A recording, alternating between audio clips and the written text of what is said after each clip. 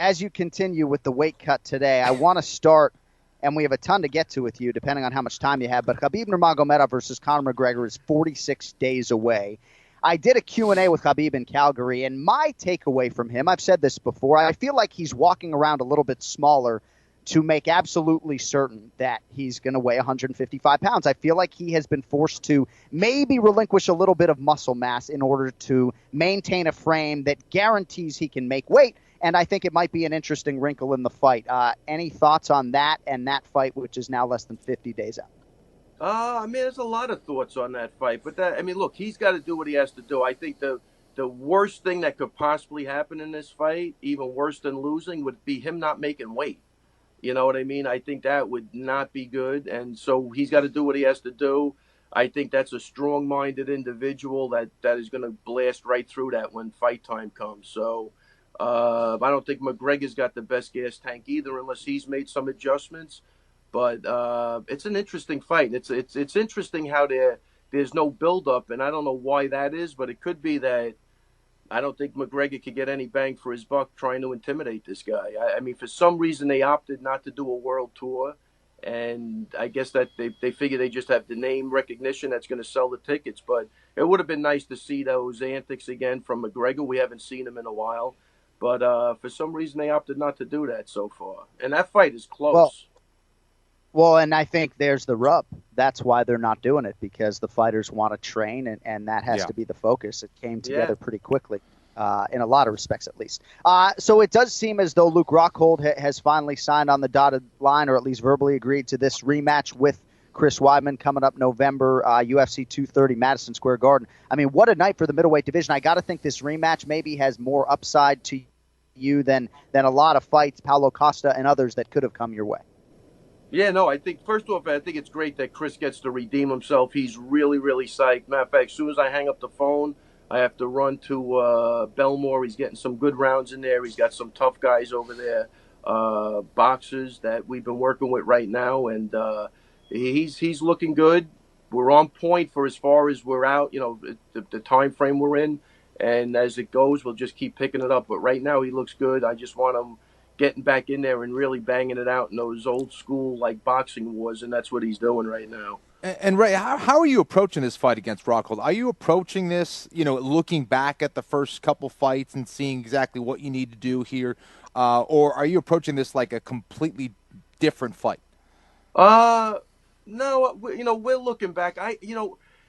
Ken is a really strange thing because I know he had the foot problem in the first fight, and I think it was more of a mental thing. So I think right now he's in a good spot, and if he's physically fit, I expect him to go right through Rockhold. If he's physically fit, and I think he will be. Right now everything's good, but this shit changes obviously on a daily basis. But when I always said this about him, when he's focused and he's in tune and he's healthy, he's just a handful for anybody. And I can guarantee, right now, as I'm talking now and as I'm about to, watch him spar, he's going in there guns blazing for sure. So yeah, we'll look at the first fight, but nothing crazy, because this is a new fight. This is a new Rockhold. Rockhold's got new wrinkles in his game since the last time. So we're looking to exploit whatever we think, his weaknesses are, and, play to Chris's strengths.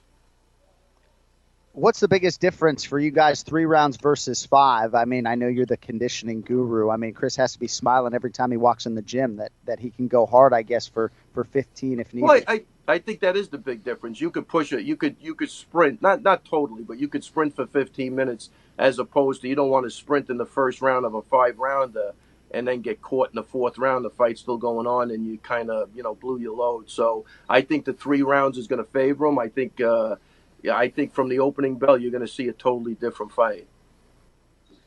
All right, well, coming up well before that, September. Even if you look at the first fight, John, when was it that he threw that kick? I mean, going into that 3rd round, that fight, I'm going to say, was probably 1-1, maybe, if I'm not mistaken. At least in my head it was. So I think it's going to favor Chris. I really do. Because he's had the long layoff, so... this is 3 rounds of hard cardio, and where he's at is going to be fantastic. Well, coming up well before that, few weeks. September 8th, UFC 228 in Dallas. Big one for Aljamain Sterling against Cody Stamann. What can you tell us about Aljo's progress as he gets close to the hell week before fight week? Ready to feed the streets, John. Yeah, I bet he is. I bet he really is. I just got done with him. Been looking great. And, he's excited. I think it's a perfect fight for him, too. Great matchup. I think he gets to, grow a little bit more. And I'm excited for it. Yeah, it should be a real good test. Very close fight, according to the odds makers. Aljo, the slightest of favorites right now at -120. Hey, what's that Russia itinerary look like? I know you have a flight right now. I don't know if you're going to get on it, but I know you at least have a flight booked right now because it's so close. The good news is I just renewed my passport and it came in. So that's set. Yeah. So we got that squared away because that was the only glitch. But me and the Terror will be on that plane together. So I'm excited for Russia. I love this kid, Marab. I don't know if you guys saw the Instagram where he's running up and down the hills with a guy on his back, but that was after he already completed a grueling session. He's just got a gas tank for days. He's got a personality that's magnetic. You got to love this kid. Yeah.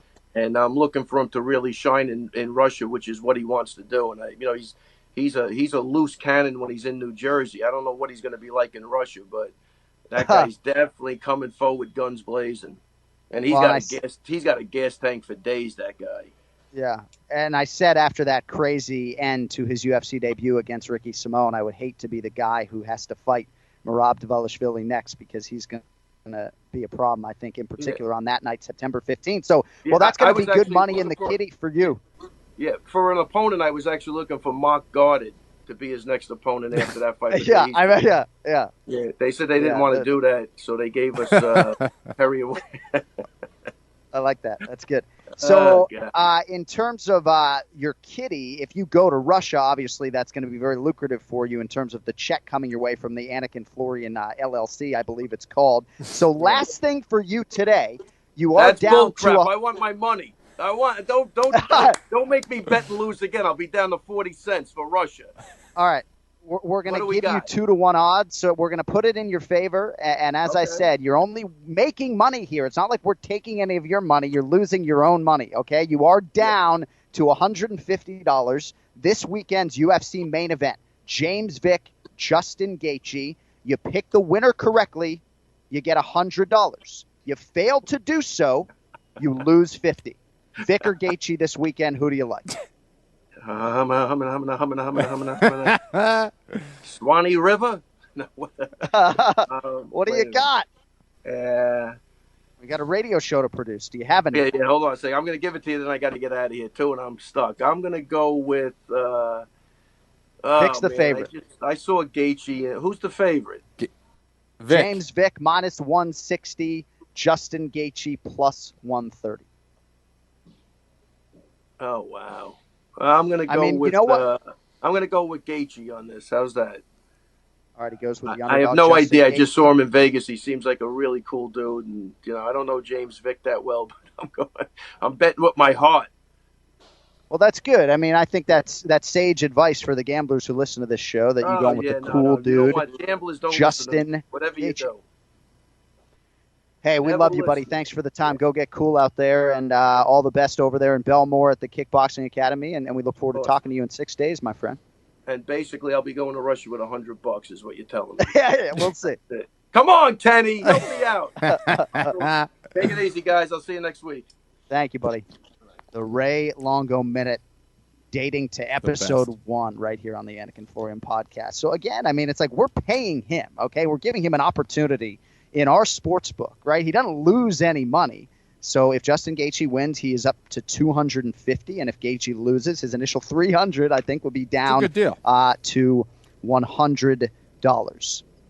Support for the Anakin Florian podcast, by the way, comes from our friends at Rocket Mortgage by Quicken Loans, America's premier home purchase lender.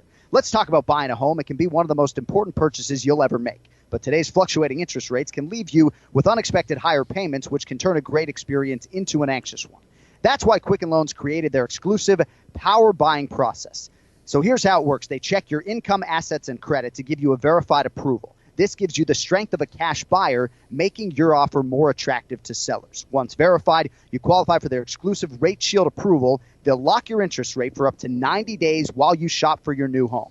Then once you've found the one, if rates have gone up, your rate stays the same. But if rates have gone down, you get to keep that new lower rate. So either way you win. It's the kind of thinking you'd expect from America's largest mortgage lender. So to get started, go to rocketmortgage.com/Anik, rocketmortgage.com/ANIK. Rate Shield approval only valid on certain 30-year purchase transactions. Additional conditions or exclusions may apply based on Quicken Loans data in comparison to public data records. Equal housing lender, licensed in all 50 states, and MLSConsumerAccess.org, number 3030.